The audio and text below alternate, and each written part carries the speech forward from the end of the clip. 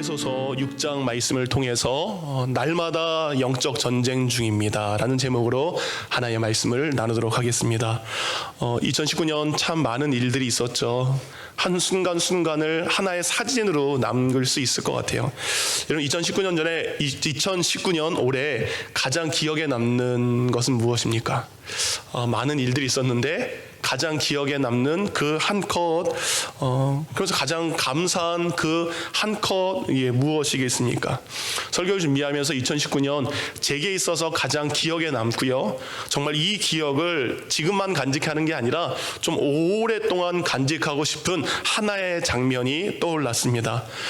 그는 지난 2019년 3월 8일부터 3월 10일까지 저희 교회에서 있었던 부흥회 때입니다.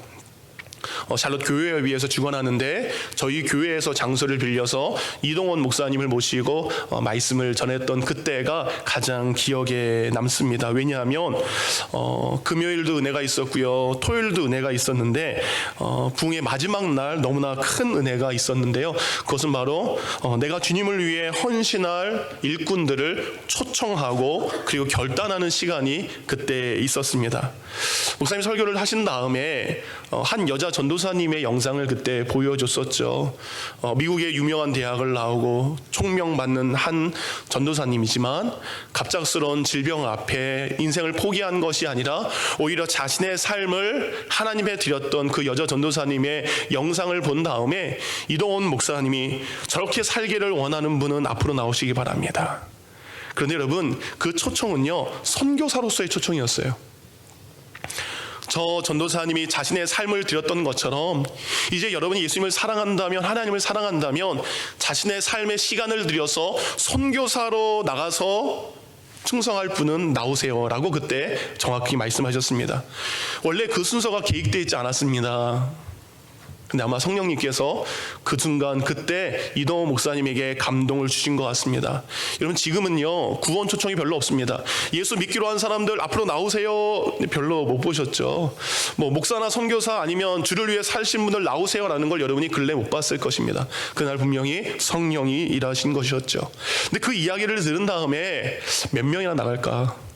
다른 것도 아니라 선교사로서 내가 나가서 헌신해야 될 사람, 그거에 대한 콜링이었죠. 근데 너무나 놀라운 일이 벌어졌습니다. 20명을 넘어서 거의 30명에 가까운 사람들이 이 앞을 가득 메우는 일들이 그날 일어났습니다. 그들은 무릎을 꿇고 나와서 기도합니다. 하나님, 나의 삶을 선교사로 주님 앞에 올려드립니다. 지금 생각해도 너무나 은혜가 되는 시간입니다. 자신의 삶을 하나님께 드린 그분들을 위해서 이동호 목사님은 목사님들을 불렀죠. 그리고 그들을 위해서 안수 기도하는 시간이 있었습니다. 그때 저는 자신의 삶을 선교사로 드린 한 목사님을 위해 기도하게 됐습니다. 저의 손을 잡으시더라고요. 그리고 저를 부르시더니 우리 지휘자님이 계신 저 자리에 목사님 나를 위해서 기도해줘요. 바로 우리 근처에 있는 우리 제1장로교회 최유찬 목사님이셨습니다. 최유찬 목사님이 손을 잡고 우리 조 목사님이 나를 위해서 기도해 줬으면 좋겠어요 라고 하시더라고요.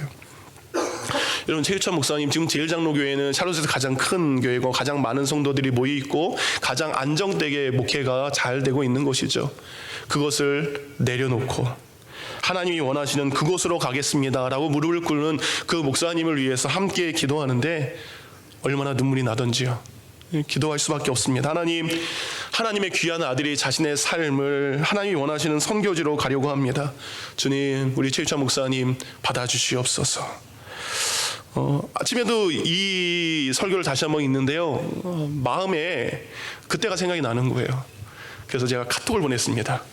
목사님도 새벽에 나오시거든요. 그래서 새벽에 목사님한테 카톡을 보냈죠. 부족한 사람인데 하나님께서 너무나 귀한 목사님을 제 곁에 두셔서 존경할 만한 목사님, 그리고 본받을 만한 목사님 보내주셔서 너무 감사합니다. 최유찬 목사님 고마웠습니다 라는 카톡을 새벽에 보냈습니다. 여러분 어떻습니까? 이제 내년에 최유찬 목사님 그 말씀이 헌신하신 대로 2020년 과테말라로 가게 되죠. 열악한 그곳에 가서 선교의 일들, 근데 그 걸음을 하나님께서 확실히 인도하실 줄 믿습니다. 그런데 저는 이 일이 우리 열린교회, 우리가 지금 예배드리는 이 예배당에서 일어난 것에 대해서 너무 하나님 앞에 감사드렸습니다. 하나님, 이곳에 믿음의 사람들이 이 예배당 가운데 나오게 하시니 주님 감사합니다. 평생 기억할 거잖아요. 그날 예배 가운데 내가 열린 교회에서 예배드릴 때 나는 그때 선교사로 헌신했다라는 것. 여러분, 우리 교회에서 있었던 그 예배를 통해 하나님은 영광 받으셨습니다. 앞으로 우리 샬롯 열린교회 이런 영광스러운 일들이 많이 일어나기를 원합니다. 우리가 뭘 해서가 영광이 아닙니다. 우리가 무엇인가를 드러내서가 아닙니다. 교회에게 당연히 있어야 될 일, 교회라면 당연히 일어나야 될 일, 그 일들을 우리 샬롯 열린교회가 하나님 앞에 영광으로 올려드리기를 원합니다. 그 영광스러운 일이라는 것은 무엇입니까? 믿지 않는 자들이 나와서 믿음을 갖게 되는 일입니다. 삶의 목적이 없었던 사람들이 삶에 나와서 꿈을 갖는 일들입니다. 깨어진 가정이 주님의 위로로 하나 되는 것입니다. 그리고 자녀들과 부모가 함께 하나님 앞에 헌신하는 일, 그리고 하나님 앞에 신령과 진정으로 예배드리는 일, 하나님의 이름을 높여드리는 일, 이 영광스러운 일들이 우리 샬롯 열린교회 이곳에서 일어나기를 원합니다. 왜냐하면 이 일을 위해서 예수님께서 이 땅에 자신의 핏값으로 교회를 세우셨기 때문입니다. 그 핏값은 우리로 하여금 영광스러운 일들이 일어나게 하셨습니다. 그 영광의 주인이 여러분이 되기를 원합니다. 선교사로 나가는 얘기가 이거 아닙니다. 하나님 기뻐하시는 일들을 하는 것, 그것이 영광인 줄 믿습니다. 그날 그렇게 말씀을 전하신 이동원 목사님께서요, 한번 자료를 찾아보니까 2010년 12월이 한국의 지구촌 교회를 개척하고 17년간의 사역과 그리고 40년간의 담임 목회를 내려놓으면서 지구촌 교회 담임 목사로서 오늘 저희가 본 에베소서 6장의 말씀을 가지고 마지막 설교하신 그 설교의 내용을 보게 되었습니다. 당시 목사님이 이렇게 설교를 하셨더라고요. 오늘은 제가 담임 목사라는 타이틀을 가지고 설교하는 마지막 주일입니다. 저는 담임 목사로서 마지막 주일 설교를 에베소서 강해로 마무리하게 된 것을 무엇보다 기쁘게 생각합니다. 왜냐하면 에베소서 편지의 대상인 에베소 교회야말로 제가 가장 닮고 싶었던 교회였기 때문입니다. 저는 미국에서 공부할 때 에베소서와 골로새서라는 과목을 선택하며 두 서신서를 비교하다가 그 연구를 하다가 숙제를 하다가 교회의 영광을 깨닫게 되었습니다. 그리고 목사가 되기로 결심하고 그리고 목사 안수를 받게 되었습니다. 그러니까 목사님은 이 에베소서를 통해 교회의 영광과 더불어 목사로서의 부름을 받으신 거죠. 목사님 이어서 이런 이야기를 합니다. 그때 저를 깨우친 가장 중요한 질문은 왜 예수님이 세상에 오셨는가 하는 물음이었습니다. 성경, 특히 복음서가 제공하는 명백한 대답은 우리의 구원을 위해서 오셨다라는 겁니다. 그러나 또 하나, 그는 교회를 세우기 위해 오셨다는 사실입니다. 예수님은 베드로에게 내가 너의 믿음의 반석 위에 내 교회를 세우리라고 말씀하셨습니다. 그러기에 교회는 구원받은 사람들의 공동체입니다. 왜 구원받은 성도, 거룩한 무리들이 개인 한 사람이 아닌 공동체로 살아갈 필요가 있었을까요? 한마디로 거룩한 영향을 세상에 끼치기 위해서입니다. 그것이 바로 거룩한 교회의 존재 이유라 할 수 있습니다. 이 설교가 마지막 설교였어요. 예수님은 우리를 구원하기 위해서 오셨습니다. 더불어서 예수님은 이 땅에 그의 핏값으로 교회를 세우기 위해 오셨습니다. 왜냐하면 이 교회가 거룩한 교회가 된다면 거룩한 교회가 세상에 하나님의 영향력을 미칠 수 있기 때문입니다. 사랑하는 성도님들, 에베소서를 처음 설교하면서 에베소서는 교회에 관한 설교라고 말씀을 드렸습니다. 이제 에베소서는 교회란 무엇인가에 대해서 우리에게 답을 주고 있습니다. 교회는 믿음으로 예수 그리스도를 주라 고백한 사람들의 모임인 것입니다. 곧 하나님께서 이 땅에 예수님의 보혈로 말미암아 구원받은 사람들을 이렇게 교회로 부르셨습니다. 그러니까 교회는 건물이 아닙니다. 교회는 믿는 사람이 모인 그곳입니다. 그렇다면 교회는 그리고 교회로 해당하는 성도들은 거룩한 삶을 통해 세상에 거룩한 영향력을 끼칠 수 있어야 됩니다. 이것이 교회가 존재하는 이유입니다. 교회는 세상과 다르게 거룩해야 됩니다. 그 교회 안에 있는 성도들 또한 세상 사람들과 다르게 거룩하게 살아가야 됩니다. 네요, 교회가 세상 사람들처럼 같이 모여서 먹기만 하고 마시기만 하고 즐기기만 하고 놀기만 한다면 그것은 교회의 성도들의 참된 모습이 아니라는 거죠. 저희 교회에 있다가 엘슈빌의 담임 목사로 가신 민서진 목사님 저한테 예전에 이런 얘기를 하더라고요. 목사님 달라스에서 공부할 때 어느 중국 식당에서 한국 중국집에서 일을 했는데 그때 정말 힘든 일이 있었습니다. 그때 가장 힘든 순간은 일이 힘들어서도 아닙니다. 무거운 것을 나르고 그리고 매운 양파를 까는 게 제일 힘든 일이 아닙니다. 그때 가장 제일 힘들었던 것은 그곳을 찾는 교인들의 모습 때문에 가장 마음이 아팠습니다. 그 중국 식당에는 여러 개의 홀이 있었습니다. 여러 가지 방이 있었어요. 그러면 달라스에 교회가 참 많거든요. 그러면 그 홀에 와서 목장 예배라든지 구역 예배를 드리게 됩니다. 그러면 그곳에서 먼저 은혜롭게 찬양도 합니다. 그리고 기도도 합니다. 말씀도 나눕니다. 거룩한 모임을 쭉 이어가는 거예요. 근데 거기까지는 너무 좋습니다. 근데 잠시 뒤에 그 거룩한 모임이, 그 은혜로운 목장 모임이 음식이 나옴과 동시에 거룩한 모임이 아니라 세상 모임으로 바뀌는 것을 보게 된다라고 합니다. 음식과 함께 방금 전에 예배드렸던 그 모습은 사라지고 술을 시키고 술을 마신과 동시에 그들이 이야기하는 거예요. 조집사 마셔, 아무개 집사 따러, 아무개 괜찮아. 방금 전까지 할렐루야, 방금 전까지 믿음을 이야기했던 그 이불을 가지고 건배를 외치고 그리고 들어갈 때마다 다른 사람들이 험담을 하고 욕을 하는 그 모습을 보는 것이 목회자로서 가장 힘든 순간이었다라고 이야기를 합니다. 여러분, 그 모습은 교회의 모습이 아닙니다. 그 모습은 교회 성도들의 모습이 아니라는 것입니다. 그래서 에베소서 5장 17절과 18절은 이렇게 우리에게 말씀하고 있습니다. 그러므로 어리석은 자가 되지 말고 오직 주의 뜻이 무엇인가 이해하라. 술 취하지 말라. 이는 방탕한 것이니 오직 성령으로 충만함을 받으라. 주의 뜻이 무엇인지 한번 이해해봐라. 술 취하는 것이 옳은 것이냐, 성령의 충만함을 받은 것이 옳은 것이냐. 술에 취하는 자는 어리석은 자요, 성령의 충만함을 받는 것이 참된 성도의 모습이라고 에베소서는 우리에게 말씀을 하고 있습니다.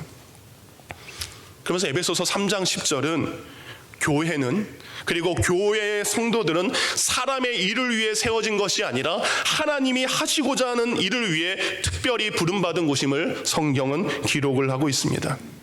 성부와 성자와 성령 삼위일체 하나님이 세우신 교회는 이 땅 가운데 감당해야 될 특별한 사명이 있다는 거죠. 에베소 3장 10절입니다. 이는 이제 교회로 말미암아 하늘에 있는 통치자들과 권세들에게 하나님의 각종 지혜를 알게 하려 하심이라. 여러분, 교회는요, 세상에 하나님을 알게 하고자 부르신 곳입니다. 여러분, 세상 사람들은 하나님을 모릅니다. 당연히 모르죠. 하나님은 모릅니다. 하나님이 어떤 분인지 모르는 그들에게 하나님이 어떤 분인지, 그 하나님의 사랑의 깊이와 넓이와 크기와 그 사랑의 깊이가 어떠한 것인지 알게 하기 위해서 세우신 것이 교회입니다. 그러기에 교회의 특별한 사랑은 하나님의 사랑을 세상 사람들에게 알게 하는 것이 교회에 맡겨진 사명입니다. 근데 그것은 무엇을 통해? 우리의 삶을 통해, 우리의 삶의 언어를 통해, 우리의 삶의 모습을 통해, 우리의 삶의 인격과 성품을 통해 그 거룩한 모습을 세상 사람들에게 전해야 되는 것이 우리의 삶의 모습입니다. 그렇다면 2019년 우리가 돌아보기를 원합니다. 2019년 하나님, 나의 삶의 언어와 모습과 성품을 통해 누군가 하나님의 사랑을 알았습니까? 여러분 때문에 하나님의 사랑을 알으신 분이 존재하십니까? 반대로 우리의 연약한 모습 때문에 누군가가 하나님을 더 멀리하게 되는 것, 저렇게 믿는 하나님이라면, 저렇게 믿는 사람들의 모습이라면 난 오히려 하나님을 믿지 않는 것이 더 좋겠어라고 누군가가 더 하나님에게서 멀리하게 된 것에 나의 잘못된 모습이 있었던 것은 아닙니까?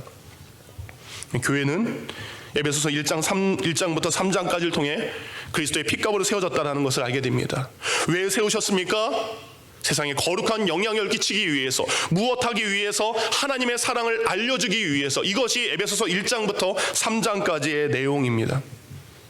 그런 다음에 에베소 4장부터 6장까지는 그렇다면 그 교회, 그리고 그 교회에 다니는 성도들이 어떻게 살아가는 것이 세상에 거룩함을 끼치는 것, 어떻게 살아가는 것이 하나님의 사랑을 전하는 것인지 그 구체적인 모습들을 기록하는 게 4장부터 6장까지입니다.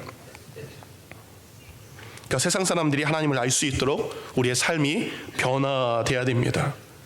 우리의 삶이 변화되기 위해서 우리가 교회라면, 우리가 성도라면 우리가 가장 먼저 해야 될 것이 에베소 4장 1절부터 6절까지 이렇게 되어 있는데, 그것은 바로 성령 안에서 하나 되는 것입니다. 성령 안에서 하나 되는 것이 교회가 첫 번째로 해야 될 사명입니다.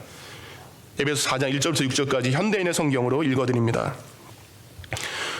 그러므로 주님을 위해 갇힌 나 바울이 권합니다. 여러분은 하나님의 부르심을 받은 성도답게 언제나 겸손하고 부드러우며 인내와 사랑으로 서로 너그럽게 대하고 성령으로 연합하여 사이좋게 지내도록 노력하십시오. 몸도 하나입니다. 성령님도 한 분이십니다. 이와 같이 여러분도 한 희망 가운데 부르심을 받았습니다. 그리고 주님도, 믿음도, 침례도 하나입니다. 우리 모두 아버지 신 하나님도 한 분이십니다. 사랑하는 성도님들, 우리가 먼저 성령 안에서 하나 되지 못하면 결코 교회는 세상의 거룩한 모습을 보일 수 없습니다. 교회가 하나가 돼야, 성도들이 하나가 돼야 하나님의 사랑을 전할 수 있죠. 근데 그 교회가 갈라집니다. 분열합니다. 그 속에 있는 성도들이 미워합니다. 서로 정죄합니다. 비판합니다.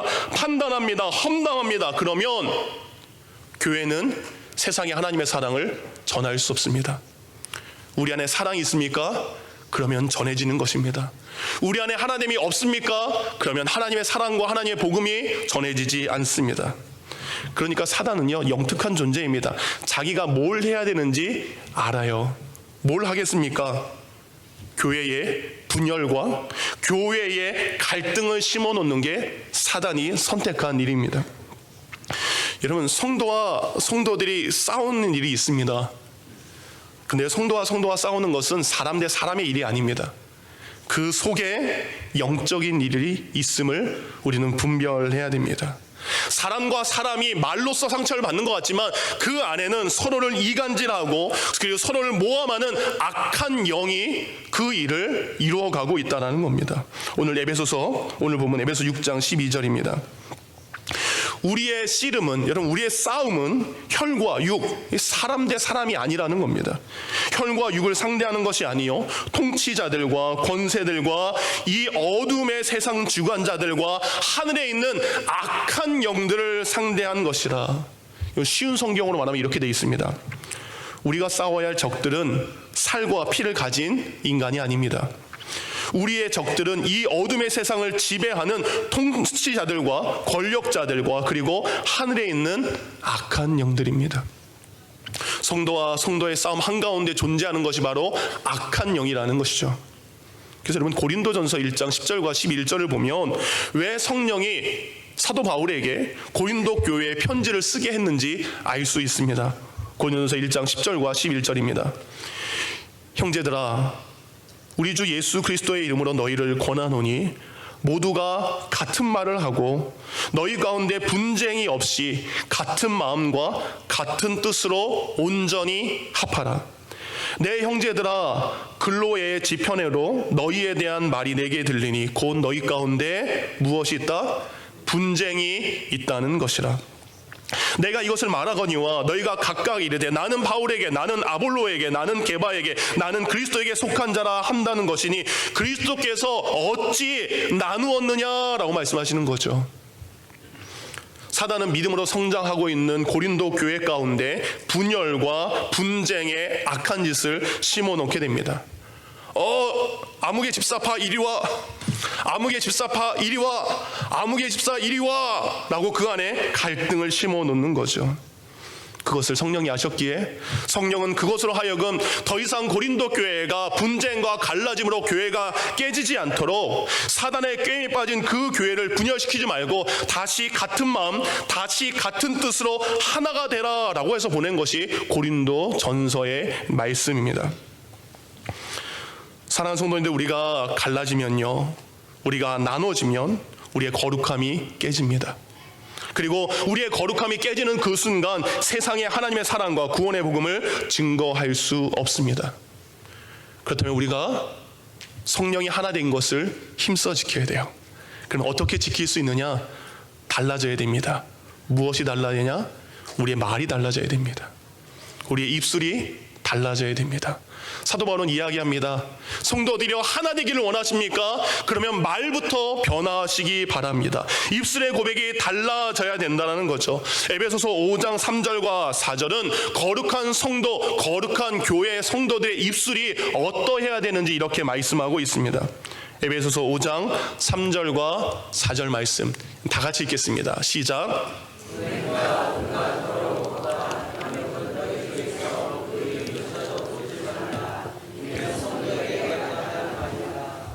이어서 누추함과 어리석은 말이나 희롱의 말이 마땅치 아니하니 오히려 감사하는 말을 하라. 아멘. 성도가 하나 되기 위해서, 교회가 하나 되기 위해서는 성도 간에 어리석은 말을 버려야 됩니다. 상대방을 아프게 하는 말을 버려야 됩니다. 다른 성도들에게 더러운 말을 해서 그에게 죄가 때묻지 않게 해야 됩니다. 이러한 말을 하지 않는 것이 성도의 마땅한 것이다 라고 성경은 말씀하고 있습니다. 성도들이 해야 될 마땅한 말은 무엇입니까? 맨 마지막에 나옵니다. 오히려 무슨 말을 하라? 감사의 말을 하라. 감사가 넘치는 교회는 하나가 되는 교회입니다. 그러나 감사를 말하지 않는 교회는 그 가운데 분열과 갈등이 있을 수밖에 없습니다. 그러게 여러분, 분열과 갈등을 하나로 묶는 것은 감사의 말을 끊임없이 하는 것입니다. 목장 예배 모여서 감사하시기 바랍니다. 하나님, 이렇게 귀한 분을 한 목장 되게 하시니 감사합니다. 우리 목장에 이런 리더를 세워주시니 주님 감사합니다. 하나님, 우리로 하여금 우리 주일학교 예꼬와 예꿈 있게 하시니 감사합니다. 유스 아이들 있게 하시니 감사합니다. 아름다운 찬양하는 성가대와 쉐마 성가대와 코인연의 찬양단 있게 하시니 주님 감사합니다. 끊임없이 우리가 해야 될 것은 서로가 서로에 대한 감사가 넘칠 때 교회는 거룩하게 되고 성도는 하나가 되고 그것으로 복음이 전해질 수 있습니다. 아멘. 사랑하는 성도님들, 이전 옆에 분에게 감사하시기 바랍니다. 지난 한 해 동안 감사했습니다. 지난 한 해 동안 감사했습니다. 지난 한 해 동안 여러분 앞에 있는 사람의 부족한 모습을 봤을 것이고 연약한 모습을 보았음에도 불구하고 떠나지 않고 같이 신앙생활 해주셔서 감사합니다. 우리 이렇게 감사할 때 교회는 건강하게 됩니다. 그런데 여러분, 에베소 교회의 거룩함의 이야기는 여기서 끝나지 않습니다. 교회의 거룩함은요, 교회 안에서만 거룩한 것이 아닙니다. 믿는 자가 가정에서 아버지요, 가정에서 어머니가 됩니다. 믿는 자가 남편이 되고 아내가 됩니다. 그러니까 우리의 거룩함은 교회 안에서만 일어나는 것이 아니라 가정에서, 일터에서, 이웃과의 모임에서 그 거룩함이 드러나야 된다는 거죠. 세상 사람들에게 하나님의 사랑과 예수 그리스도의 구원을 전하기 위해서는 우리가 교회 안에서만 열심히 하고 교회 안에서만 거룩한 말하고 교회 안에서만 감사한 말하면 안 된다는 겁니다. 우리의 거룩함은 내가 살고 있는 집에서, 내가 일하는 일터에서, 내가 있는 그곳에서조차도 우리의 거룩함을 드러내야 됩니다. 그런데 어떻게 드러내야 됩니까? 그러면서 에베소서 5장으로 가면 갑자기 성도들아 이렇게 이야기하지 않아요. 5장을 가니까 갑자기 아내들아, 남편들아, 자녀들아, 부모들아, 종들아, 상전들아, 갑자기 뜬금없는 얘기를 하세요. 우리가 교회가 거룩하려면 김 집사님, 박 집사님, 최 집사님 이렇게 가야 되잖아요. 그런데 그렇게 얘기하지 않습니다. 갑자기 5장부터는 남편, 곧 교회의 구성원인과 동시에 한 아내의 남편이 어떻게 해야 되는지 그 삶의 모습을 기록하고 있습니다. 에베소서 5장 25절은 이렇게 말합니다. 우리 남편들아, 아내분들이요, 남편들이 들을 수 있도록, 아내분들이 크게 한번 읽겠습니다. 시작.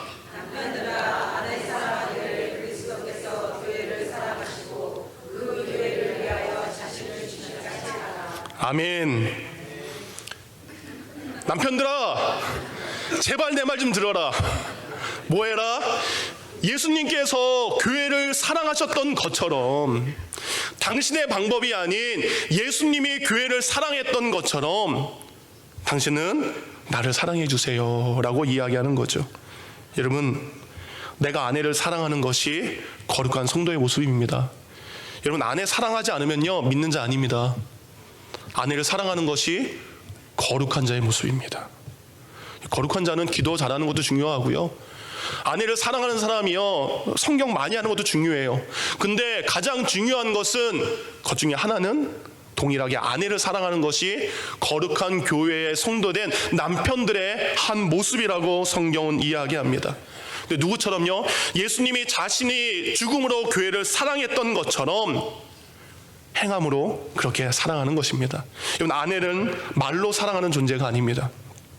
아내를 사랑한 첫 번째 단계가 5장 26절에 나옵니다. 이는 곧 물로 씻어 말씀으로 깨끗하게 하사 거룩하게 하시고. 남편들이요, 아내를 사랑하기 위해서 남편들이 아내 앞에 먼저 거룩한 존재가 되어야 됩니다. 아내를 사랑하는 것은 내가 아내에게 무엇인가를 고민하기 전에 내가 아내 앞에서 거룩한 존재가 되는 거예요. 내가 아내 앞에서 깨끗한 존재가 되는 것이 아내 사랑의 첫 번째입니다. 좋은 것을 사주고 좋은 말을 하고 사랑한다고 고백하는 것, 그것이 사랑의 시작이 아닙니다. 성경에서 말하는 사랑의 시작은 남자들이 먼저, 남편이 먼저 거룩하게 살아가는 모습을 아내들에게 보여주는 것, 이것이 아내를 사랑하는 것입니다. 그러면 아내분들, 남편의 사랑을 받으려면 남편이 어떻게 돼요? 말씀으로 거룩해지고 말씀으로 깨끗해지게 돼야 됩니다. 그러니까 어디 보내셔야 돼요? 토요 큐티 모임에 보내시기 바랍니다. 그런 여러분을 진짜 사랑할 수 있도록 하도록 하겠습니다. 그런데 여러분, 아내 사랑은 여기에 그치는 것이 아니라 5장 27절에 이렇게 이야기합니다.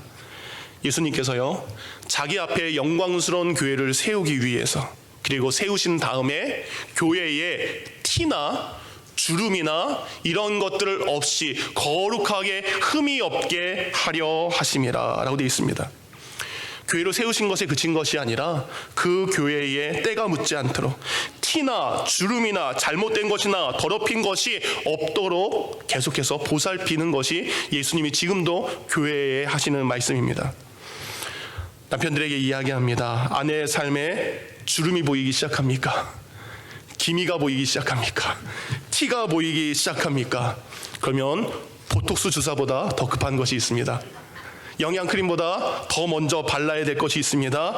그것은 아내가 영적인 삶을 살 수 있도록, 아내에게 묻은 티와 아내에게 있는 그런 잘못된 모습 안에 함께 기도하고 함께 예배하고 함께 말씀을 나누는 것이 곧 거룩한 남편들의 모습인 줄 믿습니다. 그러기에 여러분의 남편이 거룩한 믿음을 가진 사람이라면 아내들인 여러분들을 사랑하게 될 줄 믿습니다. 여러분, 아내분들 기도하시기 바랍니다. 우리 남편 돈 많이 벌게 해주세요. 이거보다 거룩한 남편이 되게 해주세요. 말씀으로 사는 남편 되게 해주세요. 나의 티와 흠과 나의 주름을 같이 보듬어 줄 수 있는 남편 되게 해주세요. 그렇게 기도하시기 바랍니다. 근데 성경 여기서 끝나지 않습니다. 아내들아 라고 이야기합니다. 아내들아, 남편을 존경해라 라고 이야기합니다. 요즘에 남편들을 무시하는 여자분들이 너무 많습니다. 정말이요. 정말 많습니다. 근데 성경은 이야기합니다.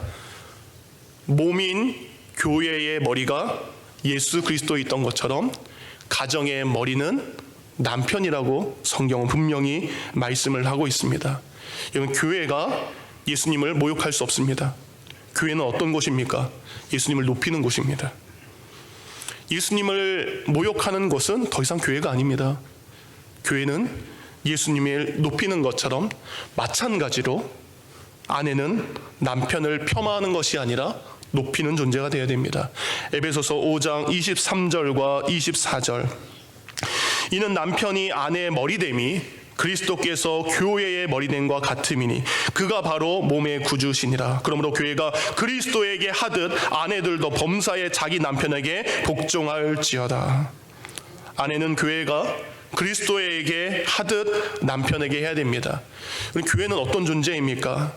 예수님의 뜻대로 우리 교회가 이루어지기를 원합니다. 예수님을 위해 우리가 살기를 원합니다. 우리 교회가 예수님의 영광을 드러내기를 원합니다라고 기도했던 것처럼 똑같습니다. 아내는 남편의 뜻에 순종하겠습니다. 남편을 영광스럽게 존경하겠습니다. 남편의 마음을 헤아리겠습니다. 이것이 창조의 질서 가운데 남편을 가정의 머리로 세우신 창조의 원리인 줄 믿습니다. 아멘 소리가 적습니다. 그게 아내분들, 여러분이 교회에서 믿음을 가진 크리스찬 아내라면 남편에게 순종하는 것이 믿는 아내의 모습입니다. 여러분께서 그렇게 사는 것이 거룩한 예수 그리스도의 성도로서 예수 그리스도의 복음을 전할 수 있는 방법이요, 하나님의 사랑을 전하는 것입니다. 교회에서만 잘하는 것이 아닙니다.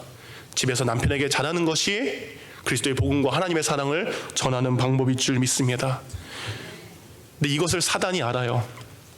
사단이 또 뭐합니까? 사단은 예수님의 핏값으로 세우신 교회가 분열하고 갈등하게 했던 것처럼 하나님의 선물인 가정에 남편과 아내가 갈등하게 합니다. 부모와 자녀 사이를 갈라놓고 분열하게 합니다. 그러니까 여러분, 우리가 알아야 돼요. 내가 나의 아내인데, 나의 남편인데 왜 우리의 관계를 단절시키냐? 이 단절시키는 존재가 누구인지 깨달아야 됩니다. 부모와 자녀 사이를 단절시키는 거, 누가 그런 짓을 하는지 우리는 분별해야 됩니다. 일터에서 서로 일하는 사람들의 관계가 힘들어지는 것, 누가 하는 것인지 생각해 보아야 됩니다. 교회 성도들 간의 관계가 믿지 못하는 관계고 이간질시키는 것, 누가 하는 짓인지 우리는 분별해야 됩니다. 이 모든 것 뒤에 바로 마귀가 있다는 겁니다. 악한 존재가 있다라는 겁니다. 우리가 이 사실을 알지 못하면 우리는 마귀의 깸에 빠져서 쉽게 관계가 깨어질 수밖에 없습니다. 이런 마귀의 이름의 뜻이 있습니다. 마귀의 이름의 뜻은 던지다입니다. 던지면 어떻게 될까요? 깨지는 겁니다.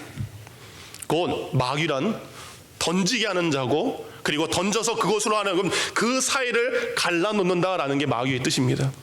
그 마귀는 던져서 갈라뜨리는 존재입니다. 그 이름의 의미처럼 하나님과 인간 사이를 갈라놓는 것이 마귀의 일입니다. 하나님이 창조하신 사람과 사람 사이를 갈라놓는 것이 마귀가 하는 일입니다. 그러니까 에베소서 6장 11절에 이렇게 고백하죠.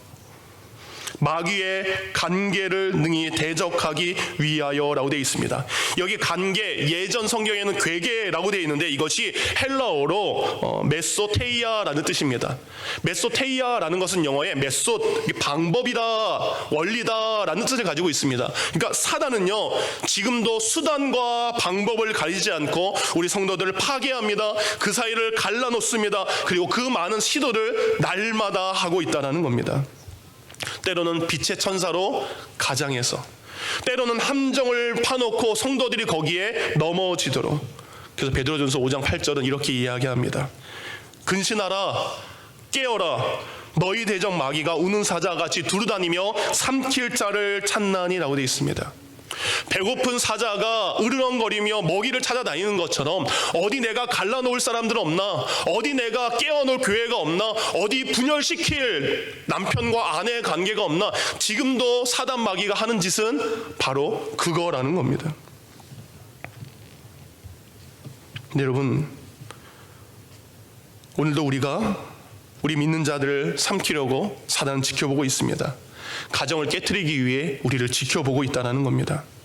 아까 읽었던 에베소서 6장 11절과 12절 말씀을 유진 피터슨 목사님이 메시지 성경에 이렇게 쉽게 번역을 했습니다. 마귀가 여러분의 길에 던져놓은 모든 장애물에 용감히 맞서십시오. 이 싸움은 잠깐 출전해서 쉽게 이기고 금세 잊고 마는 한나절의 운동 경기가 아닙니다. 이 싸움은 지구전입니다. 곧 마귀와 그 수하들을 상대로 끝까지 싸우는, 사느냐 죽느냐의 싸움입니다. 단단히 준비하십시오. 여러분 지금 혼자 힘으로 다루기에는 벅찬 상대를 마주하고 있습니다.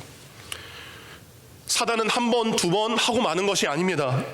이 싸움은 날마다 우리에게 찾아오는 영적 전쟁으로 사단이 우리에게 도발하고 있다는 거죠.